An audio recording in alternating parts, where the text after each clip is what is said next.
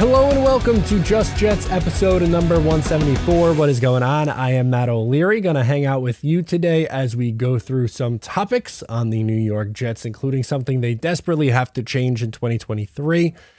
Something else that is a good thing getting compared to the 2020 Tampa Bay Bucks. We got audio files, we got your voicemails, but before all of that, a word from our sponsor over at Manscaped. Guys, the summer is here. Is your summer body ready? If not, that's okay too, because your friends over at Manscaped have you situated with the Lawnmower 4.0 or the Performance Package. If you grew some man tits during the winter, that's okay. You can at least clean them up. You don't need that Austin Powers-like chest hair popping out at the beach. And I got a promo code for you to save 20% at manscaped.com. Use my code JETS20, that is JETS20, for 20% off and free shipping. Fun fact, I am actually wearing the cologne today from Manscaped. So if you're not really game with the shaving, that's fine. Your body, your choice, but maybe you could smell nice with the Manscaped cologne, which is what I am rocking today. Pick it up at the store using my promo code JETS20. All right, let's hop into today's episode. I am not feeling 100%, as you can maybe tell by the voice. Struggling today, which is not ideal, obviously, as we have to record the show. We have Talking Jets at 8 o'clock, so you're watching this after the fact, so you've probably already seen Talking Jets, which I appreciate you guys tuning in. But if for whatever reason you don't know what I'm talking about, every Tuesday at 8 p.m., myself, Ryan from Jets Talk 24/7, and Green Bean do the Talking Jets panel. The three of us, we go for 2 hours. We bounce around some topics of the week. And it's a whole lot of fun, and I appreciate you guys checking that out. We're on a new channel over there at the Talking Jets channel. But I'm not, as I said, I'm not 100%. The voice isn't really 100% there, so I thank you in advance for bearing with me. I know it's not ideal, but we're going to get through this together because I'm a champ, right? We got to go through, power through. We need to talk about the Jets in June. God forbid we take any time off. Okay, so the first thing that I wanted to get into was a glaring issue that the New York Jets need to fix. And it was actually pointed out by friend of this program, friend of the show, Rich Cimini of ESPN. In an article that he wrote this week, he was talking about Jets positional groups and whether they've improved or how much they've changed going from 2022 into 2023. And when talking about the tight ends, it's pretty similar to last year's group. Obviously, the top three with, in no particular order, Conklin, Uzama, and Ruckert. Those three guys are the main ones. Then throw in Kenny Yeboah still in the mix, and you draft Kuntz, and there's some other guys who could maybe push their way onto the roster. But for the most part, that is still, the room that you saw last year. But a glaring number that I saw and that he pointed out in the article that he wrote is Redzone production from the Jets tight end room. Normally you get down in the red zone and you find your nice big tight end and they eat up some touchdowns. Yeah, they're not going to put up a ton of yardage unless your name's like George Kittle or Travis Kelce. There's outliers to the rule, right? But for the most part, tight ends do their damage in the red zone, one would think. Well, last year in 2022, the New York Jets did not utilize the tight end in the red zone, at least not enough. They had just 4 red zone receptions. 4 on the year. That's almost unfathomable. That's unbelievable that your tight ends only had 4. All of them, not just one. I'm not talking just Tyler Conklin. I'm not talking just CJ Uzama. I'm not talking just Jeremy Ruckert. Your entire tight end room only had 4. Now, what went into that? Was it production at the tight end? You can make a case that Conklin and Uzama were slightly underwhelming in their first year as the New York Jets. I think that is fair to say about both those guys. I don't think anyone would get upset with that. Tyler Conklin at times flashed, and I thought there were moments where he looked good, and I think that with the improved quarterback, which hint we're going to get into that a little bit more in part of the reasoning, I think with an improved quarterback, Tyler Conklin could get more productive this year, or at least be maybe a little bit more of a consistent player, because I thought that was his biggest, or my biggest criticism of Tyler Conklin last year, is he was a little inconsistent for me, and drops were an issue, and contested catches, as a guy never really came down with a big contested catch for this team. But CJ Uzama, you would have thought, all right, red zone target. He was a nice red zone target for Joe Burrow. They didn't use him at all. And Jeremy Ruckert, they did not really use as a pass catcher at all last season. But was it quarterback play? You could absolutely make a case that the poor quarterback play came into factor. The Jets ran the ball a lot when they got down by the goal line. Maybe they didn't trust a young Zach Wilson or a decrepit Joe Flacco or a backup quarterback in Mike White to stand in there and make the throws, which is, I guess, again, understandable. And then now this year, you would assume that number is going to go up because, one, Aaron Rodgers is just a better quarterback than anyone they had on the roster last year. But he also likes tight ends in the red zone a great deal. He made Robert Tonyan a pretty productive tight end at times early in Tunyan's career. But if you want to look over the last 3 years, Aaron Rodgers led teams. So, right, the last 3 years of production for tight ends on the Green Bay Packers, you're looking at 9 red zone receptions, 13 and 12. So double digits in 2 of the 3 and 9 touchdowns as the low, which it was, again, a relatively low number, but you still doubled where the Jets were at. That's more than double the Jets' tight end production on a down year Aaron Rodgers team. I think the Jets' tight end room, is more talented on paper than what the Green Bay Packers were running out there over the last couple of years. And this is not me saying that they're going to, it's going to be 2010 New England Patriots with their tight end duo and just Rob Gronkowski and the other tight end going out there and catching touchdowns in the red zone. I'm not saying that either, but I think they are going to be significantly more involved with Aaron Rodgers at the quarterback home, right? Like, he has the ability to spread the ball around. He doesn't necessarily just get locked into one read, which that's a lot of times what Zach Wilson's biggest problem was. It was he wasn't progressing through his reads, at least not at an effective clip. So I think that is obviously an issue, right? You have 4 red zone receptions for tight ends is insane. And I think Nathaniel Hackett will also have something to do with this, because when you look at just what the Broncos and the Packers offenses have been, I mean, 2 of those seasons, the 12 touchdowns and 13 touchdowns were both Nathaniel Hackett-led offenses. And yeah, he likes to run the ball a lot too. That there's no denying that. It's a West Coast system. He is not going to ignore the tight ends as much as what LaFleur did. And maybe some of it wasn't LaFleur's fault. I think LaFleur deserves blame for how bad the offense especially was down the stretch, but he was getting cute in the red zone. That was the biggest issue with Mike LaFleur, was he got way too cute inside the red zone. For instance, game on the line, going to Braxton Berrios against the Vikings, having to run, trick plays because your quarterback isn't good enough. So that's part of the reason why I guess it's not all on him. But the play calling in the red zone was a real big issue for LaFleur.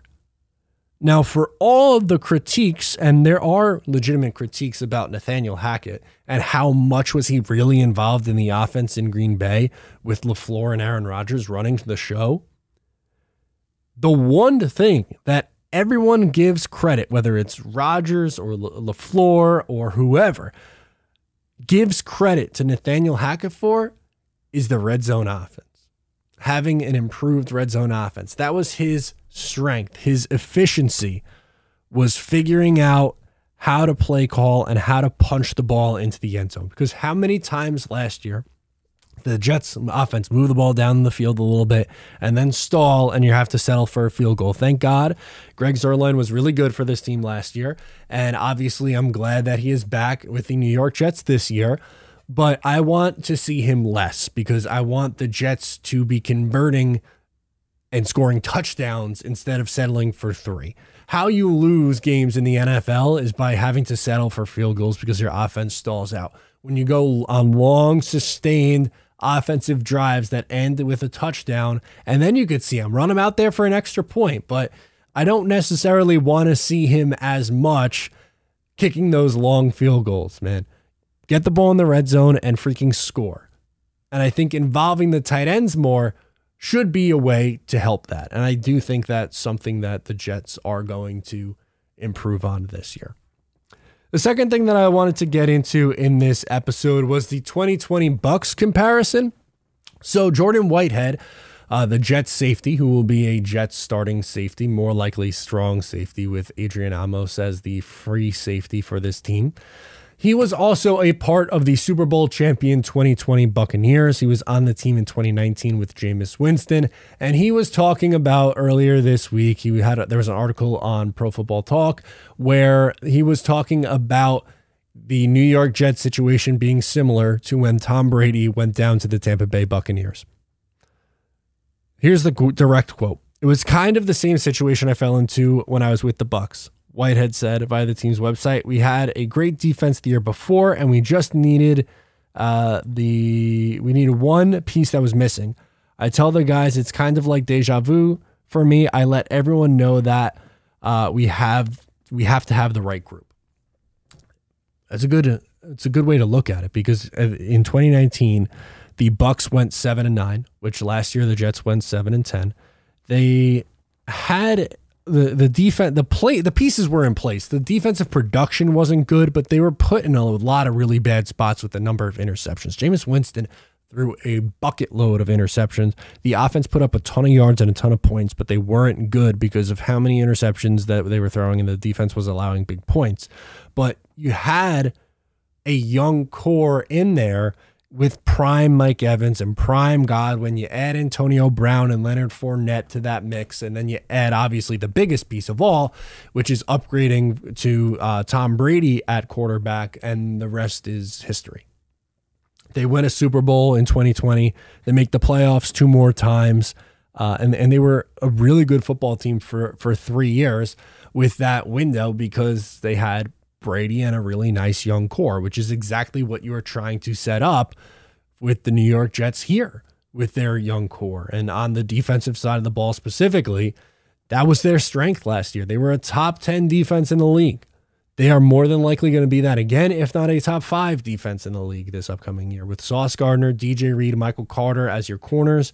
I think that's a really nice corner group. CJ Mosley's the leader of that defense in the middle. Even though he's lost a step at this point in his career, he's still a productive linebacker.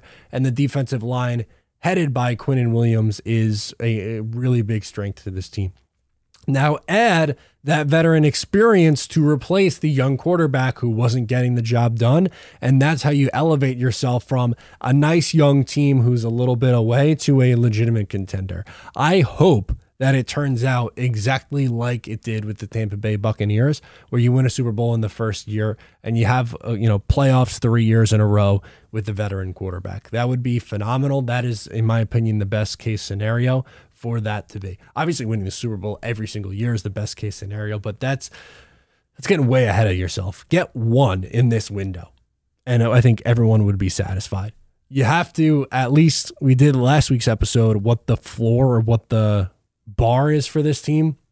Bar for me is to make the playoffs and win a playoff game. But obviously, over the span of Aaron Rodgers' tenure, I'd like to win a Super Bowl. That's obviously the goal. And with this defense that they already have in place, that it's really the biggest difference. It really comes down to one thing. They had the veteran coach, Bruce Arians.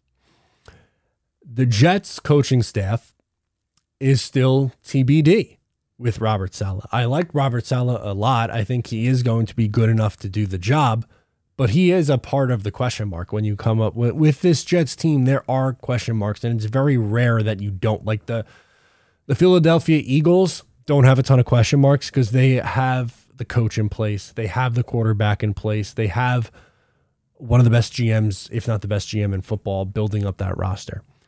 The Chiefs have Mahomes and Andy Reid. They've proven it. But you can go through pretty much all these teams and find critiques. And the one for the Jets would be the question marks. Is Robert Saleh the guy? What are you getting from the offensive line? And health. That's the biggest thing to me. Those are the biggest factors. That would be my one pushback to Jordan Whitehead. Although his point does ring true. That is going to be a comparison, and for good reason, because they were a young team with a really, really, really good defense that is now going to be really fun with Aaron Rodgers at quarterback. I can't wait to continue to watch this football team with a legit quarterback in place. Jet fans deserve this, man, after watching just slop for years and years and years. So I'm really excited to get into it.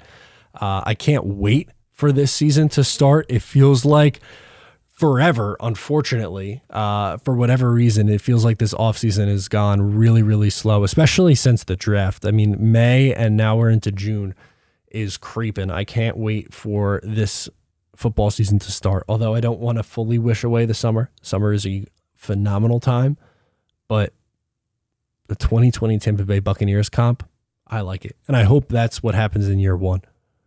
They win a Super Bowl. That would be freaking epic. And along the way, guess what? Guess who that team beat? Aaron Rodgers. And it wasn't Aaron Rodgers' fault, by the way. He played fantastic. His coach was a moron in that game. His coach had terrible clock management, and their corner 2 got absolutely cooked. Oh my God, what the heck was his name? This is going to bother me if I don't look it up now. So I got to look up the 2020 Packers roster because for some reason I can't think of who that second corner was. Obviously, Jair Alexander was the number 1 corner. It was Kevin King. There we go. He was atrocious in that game. Adrian Amos was good. I think he had an interception in that game. I don't. Well, yeah, let's do it. Why not? We might as well take a gander and see if he was able to come away with the interception in that game. I'm almost positive that he did. Tom Brady threw 3 picks in that game. Rodgers outperformed him. He threw 3 touchdowns, 346 yards to 1 interception. Brady was 280, 3 touchdowns, 3 picks, 73.8 rating, but they won the game. That's freaking football sometimes. Yeah, Jair Alexander had 2 picks. Adrian Amos had 1 pick. I was right. Anyway, let's stop going down memory lane and get back on track a little bit. We're going to get into the audio files. We have a few good ones to play for you this week. Few audio files to get into. The first comes from The Athletic. Zach Rosenblatt, who covers the New York Jets for The Athletic, is obviously a part of the Can't Wait podcast, which is an athletic vehicle. And he's talking about the guy we were just talking about, Adrian Amos, and how he was almost a Raven and actually almost went back to the Green Bay Packers, but the Jets swooped in late to grab him. Let's roll it.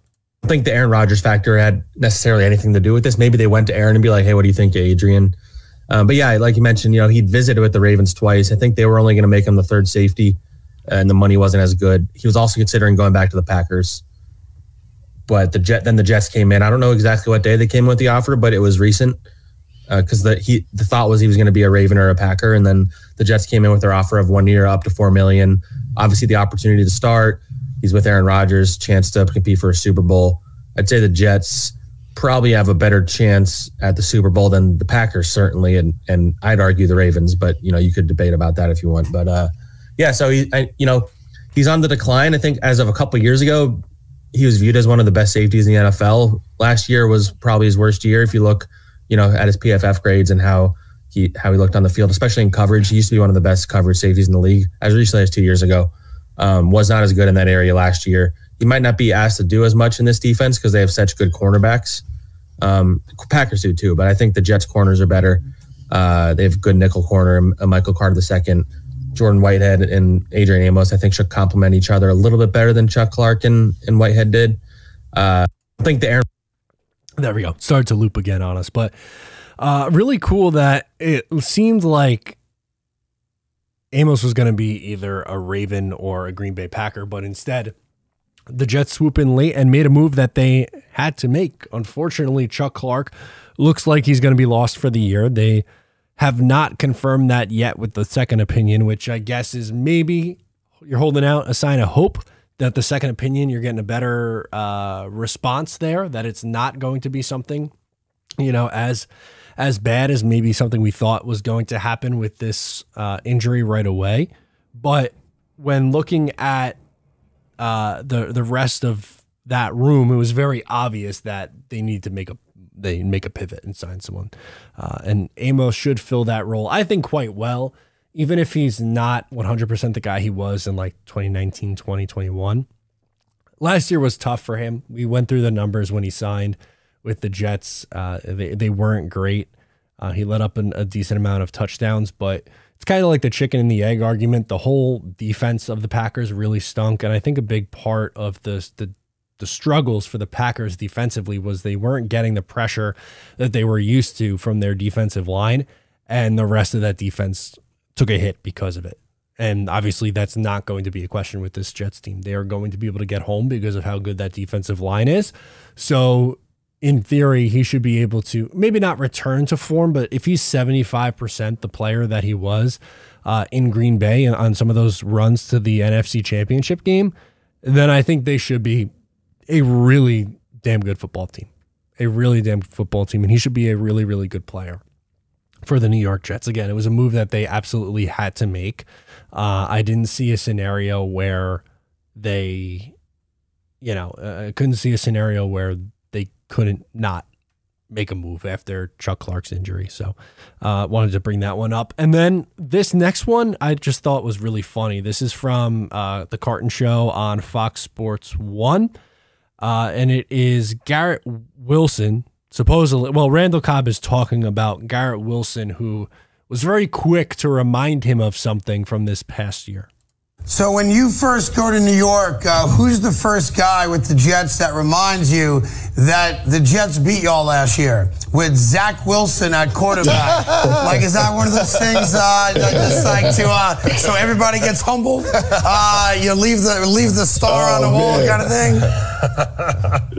No, yeah, they definitely let me know. They let me know G-Dub was probably the first one. Garrett probably came up to me and was like, hey, man, Salah had a whole speech because we played in London the week before that we played them last year. And normally teams take a bye after London, but you get to pick the team that you're playing after the London game. And he was like, they chose us. They chose us. So that let me know. that they had a. There you go. So that's just a great moment between two guys in the wide receiver room. Obviously, Garrett Wilson's the lead dog at wide receiver 1, as he should be. But I like what Randall Cobb is going to add to this team. I think he's fine as a 5th wide receiver, something like that. Last year, I believe it was over 400 yards, 425, 417, and a touchdown. The year prior was 375 and 5. In 2020 was 441 and 3. Obviously, look, he's not going to be 2014 when he put up 1,200 yards and 12 touchdowns or anything like that. But he is a valuable piece to trying to install an offense, which, is something that you need help doing. And Nathaniel Hackett is great and Aaron Rodgers is great in doing that. But having Lazard and Cobb in that wide receiver room to help with the process, I think is good. And that's what I like about Salah, getting his guys motivated, because he's right. They did choose the New York Jets to play. They could have taken that bye, but instead they said, nah, we'll take the Giants in London and then we'll make the trip back and we'll play them instead. We'll play the Jets. And that was a really, really fun game last year where the Jets ended up dominating the Green Bay Packers in what it was I want to say 24-10 final. 27-10 final score. Even better, actually. 27-10 final score. A dominant, absolutely dominant performance. Not a whole lot of scoring at all in that first half. It ended up being 3-3 at halftime, which is just so bizarre. But the Jets really took off in that second half. The defense played absolutely stellar. Zach Wilson didn't really do much. 10 of 18 for 110 yards.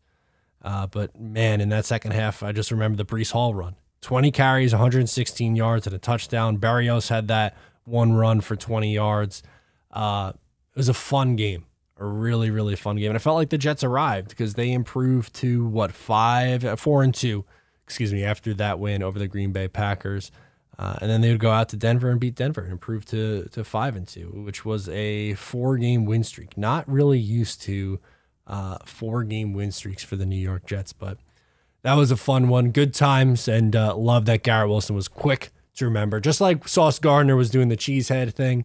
That was great. And with the whole recruiting of Rodgers and trying to get him in there with the cheesehead. Now, the last thing is a clip from the Pat McAfee show where he's talking about the energy in the building based off of Aaron Rodgers. It's a longer clip. We won't play the full thing, maybe just a minute or so.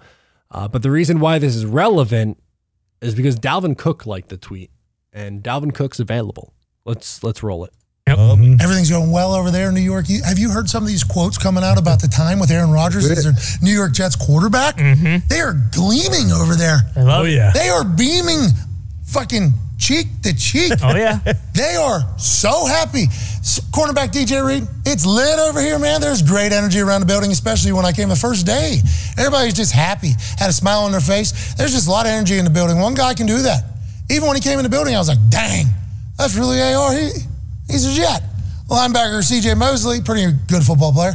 It's just a different vibe. He sets the bar. He sets the expectations with his resume, with his name, and the way he approaches the game every day. It's not every day you get to go against a future Hall of Famer quarterback. As a defense, we're honored to be in this situation. Wow. Lakin Thomas, he's amazing. Getting to work with that caliber of player makes everyone around him better. They weren't the only ones. Dwayne Brown, just his presence is motivating in itself. I've played against him so many times in my career. You see it up close and you know what he's capable of. I'm very grateful to be part of this and feel the vibe that we have. Holy shit, are they paid to say this? Yeah. Are they paid to say this? I love it. But again, the reason why this is relevant to the show is because Dalvin Cook liked the tweet. And Dalvin is, I think, enjoying his time being a free agent, because anyone who tweets out like, oh, there should be a link to Dalvin Cook, whether it be the Broncos or the Jets or the Dolphins or the Bills, he's liking tweets about going to all these different places. But with the Jets, there's been an interesting back and forth. I don't see it, but if they were to do it, I'm not gonna, like, it wouldn't be the worst thing in the world. It's adding a guy like Dalvin, but Robert Saleh did leave something up in the air about it, more so. He was quick to dismiss, is a better way to say it. He was quick to dismiss the DeAndre Hopkins link. Didn't really do that with Dalvin. So maybe there is some interest in adding a veteran running back to this room.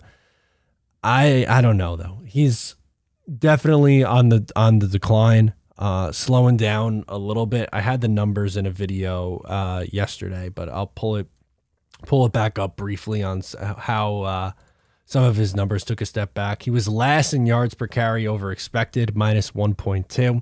He was tied for the league lead in fumbles lost, led the league in runs for no gain or less, third to last in total EPA, 47th highest graded running back according to PFF, which obviously you could take those grades with a grain of salt, but clearly a step back. And unfortunately, when running backs approach that age, that's what happens. They move on. He'll be 28 in August.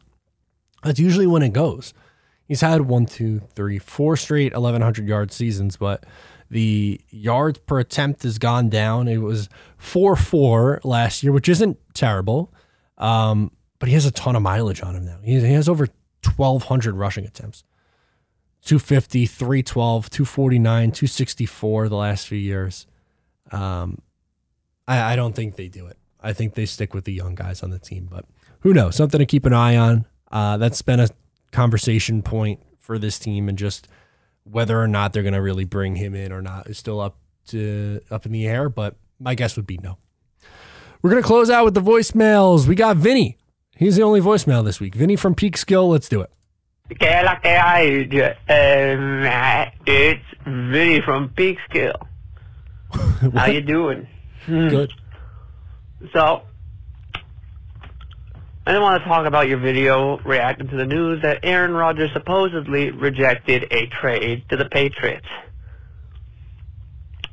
I'm going to say this. You missed one point. Okay. In your video, in a very important point. Hit me. Legacy impact. Yes, the Patriots are in a poor position, lacking talent on offense. But it's not just that. Because even if Aaron Rodgers went there, and even if they somehow got enough talent to compete for a championship, and even if they win a championship there, how is it going to be remembered? Aaron Rodgers needed Bill Belichick to help him win a Super Bowl. That's how it's going to be seen by his critics. And that's how it's going to be seen, and that's going to bother him. That's why he picked the Jets. Because going to a team that's historically dysfunctional with the fourth longest championship drought and taking that team to a championship has a much larger impact on his legacy as a player in the National Football League. That's another reason why he picked the Jets. And I guess in this case, picked the Jets supposedly over the Patriots. That's all, man, and go Jets. Yeah, that's a really valid point because legacy does come into play here a little bit, obviously, with Aaron Rodgers, because right now he only has one championship, and I've spoke already about how I think it's silly that the narrative of a player only having one championship is looked at as a bad thing. I think, unfortunately, Tom Brady and Bill Belichick have skewed that for a lot of people because of how easy they made it when in reality it's so difficult and so challenging to win in this league. Peyton Manning, it took him for a really long time to get his second Super Bowl. But there are guys who didn't win any that are really good players. There are guys who've won one. Brett Favre is a good example of someone who's only won one Super Bowl, but is a really damn good quarterback. But it matters adding more. If Rodgers gets to that 2 number or more, that's going to matter to him and matter for his overall legacy. And you are right. It would be one. It would need a Bill to get that second one. And then it would also be overshadowed by everything that Tom Brady has already accomplished with not only Bill Belichick, but with that franchise. He's really looked at as the savior of the New York Jets. He doesn't want to be. That's not what he wants to be, but that's how he's looked at. And that's what he would be if he wins here. I don't think he's naive to that. He's way too smart a guy to be naive to what it would do to his legacy if he won, not only in New York, but with this team specifically. So that is a really good point to bring up, Vinny, when looking at it. And Vinny never misses an opportunity to throw a jab at the Patriots when he can.